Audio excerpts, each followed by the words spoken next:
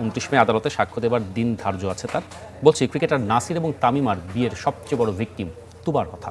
এবং আইনজীবী জানিয়েছেন যে ধারায় বিচার চলছে তাতে 7 থেকে 8 বছরের সাজা হতে পারে নাসির তামিমা। এটা নাসির হোসেনের বিরুদ্ধে 2টি সেকশনে চার্জ আছে। অন্যের স্ত্রীর সাথে সম্পর্ক রাখা নিয়ে সেগুলিতে 5 বছর করে এবং আরেকটাতে 3 বছরের শাস্তি। ইনশাআল্লাহ ন্যায় এবং সুষ্ঠু বিচার হোক। এটা রাকিব হাসানের সাথে তামিমা সুলতানার সবসময় স্বামী স্ত্রী সম্পর্ক বজায় ছিল। ক্রিকেটার নাসির হোসেনের সাথে উনি একটি অবৈধ সম্পর্ক গড়ে তুলেছেন। সবচেয়ে বেশি এই বিষয়ে ক্ষতিগ্রস্ত হয়েছে তাদের একমাত্র কন্যা তুবা। রাকিব হাসানের সাথে তামিমা সুলতানার সবসময় স্বামী স্ত্রী সম্পর্ক বজায় ছিল। নাসির তামিমা যে অপরাধ করেছে 7 থেকে 8 বছরের সাজা হতে পারে তাদের। সম্মানিত ভিউয়ার্স, আজকের ভিডিওটা অত্যন্ত গুরুত্বপূর্ণ। সম্পূর্ণ ভিডিওটা দেখবেন এবং হিটু শেখকে নিয়ে যে কথা বলেছে সম্পূর্ণ কথাগুলা আইনজীবীর মুখ থেকে আমি শোনাবো। নাসির তামিমার ঘটনা কিন্তু একেবারে ধামাচাপায় হয়ে গিয়েছিল। এবার কিন্তু আবার ভেসে উঠছে নাসির তামিমা যে বিয়ে করেছে সেটা পুরোপুরি অবৈধ। সাবেক স্বামী রাকিব হাসান তার বৈধ স্ত্রীকে নিয়ে গেছিলেন ক্রিকেটার নাসির, কিন্তু এতদিন সংসার করে আসছে। এখন এতদিন পরে আদালত থেকে ঘোষণা করেছে যে তাদের বিয়ে অবৈধ, তাদের গ্রেফতারি পরোয়ানা জারি হতে পারে এবং হিটু শেখকে নিয়েও কিছু আলোচনা করেছে। আমি আপনাদেরকে সম্পূর্ণ কথাগুলো শোনাচ্ছি, অবশ্যই ধৈর্য সহকারে ভিডিওটা দেখে আপনাদের মূল্যবান মন্তব্য কমেন্ট বক্সে কমেন্ট করবেন। চলেন আমরা সম্পূর্ণ কথাগুলো শুনে আসি আইনজীবীর মুখ থেকে। 22 গজের খেলার সব নিয়ম কানুন বুঝলেও গেল কয়েক বছর আদালতের মারপ্যাচ ধরতেই পারছেন না ক্রিকেটার নাসির হোসেন। গেল বছর ফেব্রুয়ারিতে রাকিবের মামলায় যখন নাসির তামিমার বিচার শুরু হয়, এরপর একে একে মামলা স্থগিতের আবেদন খারিজ হয়ে যায়। আর তাই তো তালাক যথাযথ হয়নি জেনেও তামিমা সুলতানাকে বিয়ের অভিযোগে করা মামলায় রাকিব এরই মধ্যে আদালতে সাক্ষ্য দিয়েছেন। শুধু তাই নয়, দাখিল করেছেন সব প্রমাণও। তবে এ মামলায় সবচেয়ে বড় আদেশ আসে রোববার, যেখানে রাকিব তামিমার 10 বছর বয়সী সন্তান সাক্ষ্য দিতে রাজি হন। আদালত তাই তার সাক্ষ্য দেওয়ার আবেদন মঞ্জুর করেন। এই মামলার চাক্ষুষ সাক্ষী রাশফিয়া হাসান তোবা, যেই ক্লেম করা ডিভোর্সের ডেট বলা হচ্ছে, তারপরেও কিন্তু তারা যেহেতু তাদের সাংসারিক জীবন ছিল, তিনি একজন চাক্ষুষ সাক্ষী। সে বলতে এবং সঠিকভাবে উত্তর দিতে পারে, অর্থাৎ সাক্ষী হিসেবে সে একজন কম্পিটেন্ট সাক্ষী। তো বিজ্ঞ আদালত শুনানি শেষে আমাদের সেই আবেদনটি মঞ্জুর করেছেন। আগামীতে রাশফিয়া হাসান তোবাকে আমরা আদালতে সাক্ষী হিসেবে উপস্থাপন করব। সে যা সত্যি সেই বিষয়ে সাক্ষী দেবে। এই মামলায় 10 জনের উপরে সাক্ষী দেবে। এর মধ্যে রাকিব হাসান হয়েছে, বেশিরভাগই সরকারি সাক্ষী যারা আসলে যাচাই করেছে যে তাদের যে ফোর্জারির বিষয়টা, অর্থাৎ তাদের ডকুমেন্টগুলো যে ফোর্সড হয়েছে সেই বিষয়গুলোকে সাক্ষী দিবে। তার মধ্যে পোস্টমাস্টার জেনারেল আছেন, ইউনিয়ন পরিষদের চেয়ারম্যান আছেন, এছাড়াও যে লা মেরিডিয়ান হোটেলে ছিল সেখানে অবসরপ্রাপ্ত একজন লেফটেন্যান্ট কর্নেল আছেন বা জেনারেল।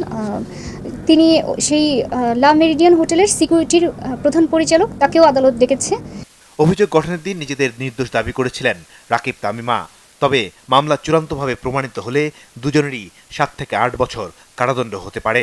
এই মামলায় আসলে যেই ধারাগুলোতে চার্জ গঠন হয়েছে, অর্থাৎ তামিমা সুলতানের বিরুদ্ধে যেই চার্জ গঠন হয়েছে সেটা হচ্ছে যে ডিভোর্স না দিয়ে বিয়ে করা, অর্থাৎ অবৈধ বিয়ে করা।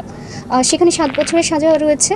এছাড়া ফোর্জারি যে সেকশনগুলো আছে সেই সেকশনগুলোতে 7 বছর করে সাজা আছে। এখন যদি এই বিষয়গুলোকে একসাথে সাজা দেন তাহলে 7 বছরের সাজা হতে পারে, যদি আমরা অপরাধ প্রমাণিত হলে চার্জের যেই সেকশনগুলো সেগুলোতে। আর যদি আলাদা করে সাজা দেন তাহলে সাজার মেয়াদ 7 বছরের চেয়ে বাড়তে পারে। আর ক্রিকেটার নাসির হোসেনের বিরুদ্ধে 2টি বিষয়ে চার্জ গঠন হয়েছে। একটি হচ্ছে ব্যভিচারের অভিযোগ, অর্থাৎ অ্যাডাল্ট্রি, সেখানে 5 বছরের সাজা। আর আরেকটা হচ্ছে অন্যের স্ত্রীকে প্রলুব্ধ করে নিয়ে যাওয়া, সেটা 3 বছরের সাজা।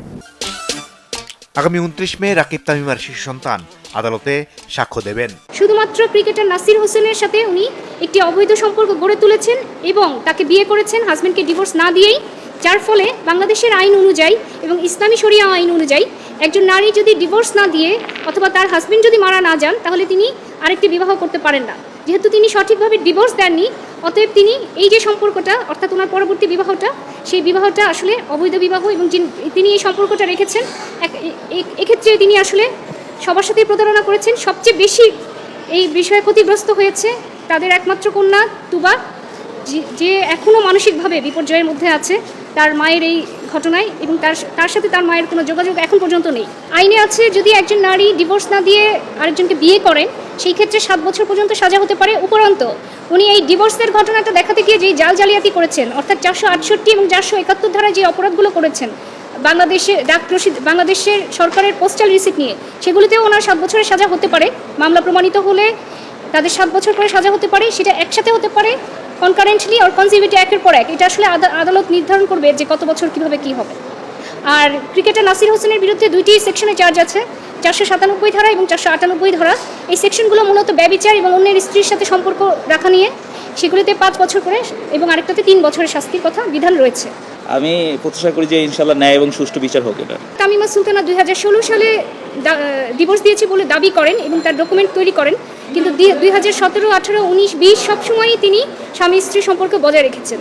ওনারা যে বাসায় ভাড়া থাকতেন সেই বাসার বাড়িওয়ালা এসে সাক্ষী দিয়েছেন যে ওনারা একসাথে ভাড়া থাকতেন, এবং চেয়ারম্যান এসে সাক্ষী দিয়েছেন যে চেয়ারম্যানের, যেহেতু আপনারা জানেন আইনের নিয়ম হচ্ছে একটা কপি যাকে ডিভোর্স দিবে তাকে দিবে, অর্থাৎ হাজব্যান্ডকে দেওয়ার কথা, এবং আরেকটা কপি চেয়ারম্যান বরাবরে পাঠানোর কথা। চেয়ারম্যান এসে সাক্ষী দেন যে ওনারাও কোনো ধরনের ডিভোর্সের নোটিশ পাননি এবং সেই রেজিস্টারকে আদালতে অন্তর্ভুক্ত করেন। এবং এই যে ডাক বিভাগের ডাক জালিয়াতির রসিদগুলো জালিয়াতি করে, সেই বিষয়ে ডাক বিভাগের ডেপুটি পোস্টমাস্টার জেনারেল এসে আদালতে সাক্ষী দেন যে ওই পোস্টাল রিসিটগুলো ডাক বিভাগের না, সেখান থেকে কোনো ধরনের ইস্যু করা হয়নি। এবং শুধু তাই না, তিনি রাকিব হাসানের সাথে হোটেল লা মেরিডিয়ান হোটেলে স্বামী স্ত্রী হিসেবে ছিলেন এবং হোটেল লা মেরিডিয়ান হোটেলের পরিচালক লেফটেন্যান্ট কর্নেল মকবুল কাদের তিনি এসেও আদালতে সাক্ষী দিয়েছেন। সর্বশেষ সাক্ষী অর্থাৎ 10 নম্বর সাক্ষী হিসেবে পিবিআই কর্মকর্তা মোহাম্মদ মিজানুর রহমান, তিনি তদন্তে কী পেয়েছেন সেটা আদালতে উপস্থাপন করেন এবং আদালতে সেই আলামতগুলো উপস্থাপন করেন এবং সেগুলো এক্সিবিট হিসেবে অর্থাৎ আদালতে সেগুলো এভিডেন্স হিসেবে অন্তর্ভুক্ত করা হয়। আজকে এই মামলার সর্বশেষ সাক্ষ্য অনেক দিন ধরে চলমান ছিল, আজকে সেটা জেরা কমপ্লিট হয়েছে, অর্থাৎ আমাদের পক্ষ থেকে 10 জন সাক্ষীর সাক্ষ্য সমাপ্ত হয়েছে। আদালত আগামী 28/4/2025 আসামি পক্ষকে এক্সামিন করার জন্য দিন নির্ধারণ করেন। সম্মানিত ভিউয়ার্স, এই যে আইনজীবীর মুখ থেকে যে কথাগুলো শুনেছেন, অবশ্যই আপনাদের মূল্যবান মন্তব্য কমেন্ট বক্সে কমেন্ট করে জানাবেন। ভিডিওটার সর্বোচ্চ পরিমাণ শেয়ার করে সবাইকে দেখার সুযোগ করে দিবেন। সবাই ভালো থাকবেন, সুস্থ থাকবেন। পরবর্তী কোনো একটা ভিডিওতে আপনাদের সাথে দেখা হবে। আসসালামু আলাইকুম।